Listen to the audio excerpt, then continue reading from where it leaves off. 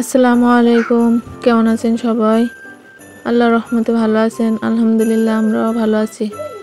তাই যে সকালে ঘেরে মাছ ছাড়তে এসেছি, ছোট বাগদা চিংড়ি আটনে পড়ছে। তাই এই যে দেখেন আমাদের এই ঘেরটা, এখানে কাঁকড়া ও বাগদা চিংড়ি চাষ করা হয়।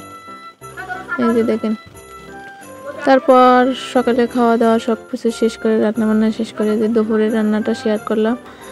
যে দুপুরে পটল রান্না করব আর এই যে শাক রান্না করব। ফ্রিজে যে মাছ রাখা ছিল সেগুলো বের করে ভিজিয়ে রাখছি, যে এখন কাটতে হবে। তাই মাছগুলো ভিজিয়ে বের করে নিচ্ছি।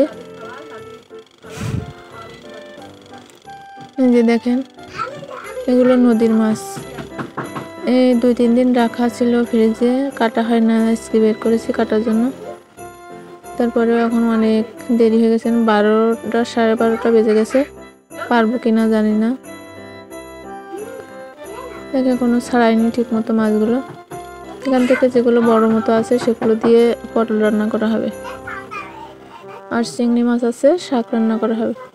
তো মাছগুলো আমি কাটতে বসে গেছি। এই যে তারপর কাটতে কাটতে অনেক সময় লেগে যাচ্ছে। তাই যে রুহানের আব্বু বললো যে আমি তোমার রান্নাটা শুরু করে দেই। তাই যে উনি রান্নাটা করছে, তো বসে গেছে আর আমি মাছগুলো কেটে নিচ্ছি।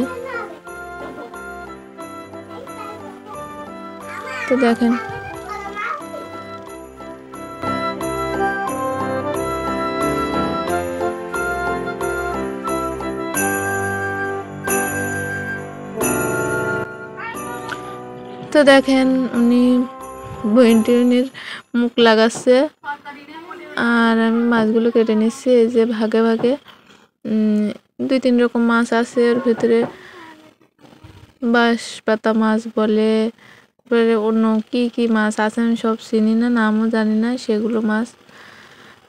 আর উনি এই যে শাকগুলো চুলোর উপর দিচ্ছে কড়াইতে। তাই আজকে দুপুরবেলা নিয়ে ভাবে আমাকে কাজে হেল্প করলো। আর এই যে ঢাকনাটা এনে দিছে আমার ননদের মেয়ে সুমাইয়া।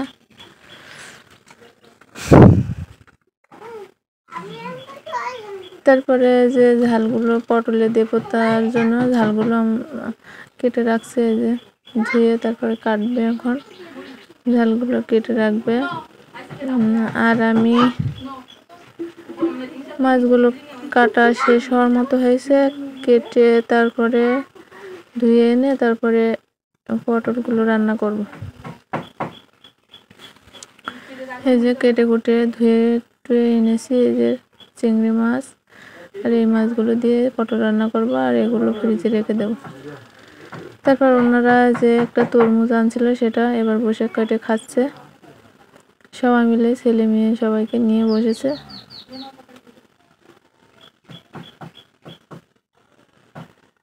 দেখেন ছেলের অবস্থা, ও একটাই নিয়ে বসে আছে। তরমুজটা বেশি ভালো হয়নি, ভিতরে সাদা।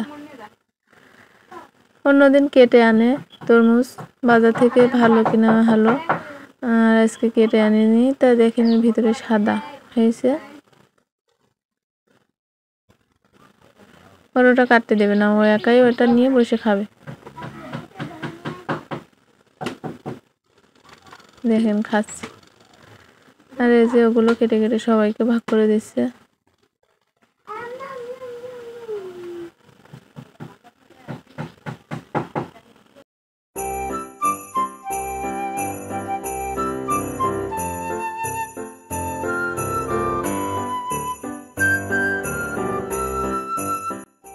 তারা সবাই মিলে খাচ্ছে, তা আমাকে একটা দিল, আমিও খাচ্ছি।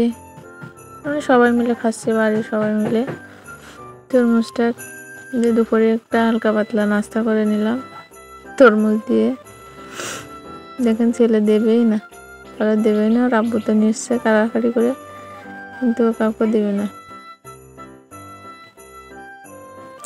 তারপর তরমুজ খাওয়া শেষ, সবাই গোসল করে খাওয়া দাওয়া করে এখন বিকাল 3টা 3:30 বাজে। এখন ওরা বাড়িতে চলে যাবে, যে ননদের মেয়েরা আসছে, ওরা বাড়িতে চলে যাবে।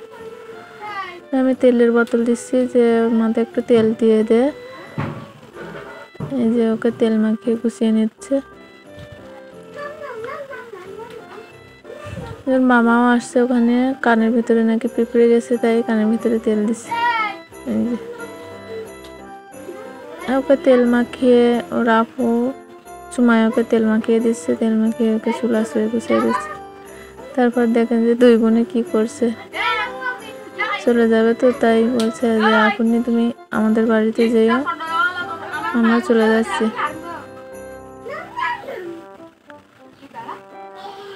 এখন ওই যে ও আমাকে বলতে এসেছে যে মামি আমি চলে যাচ্ছি, তোমরা যাইও আমাদের বাড়িতে, বলে যাচ্ছে আর কি।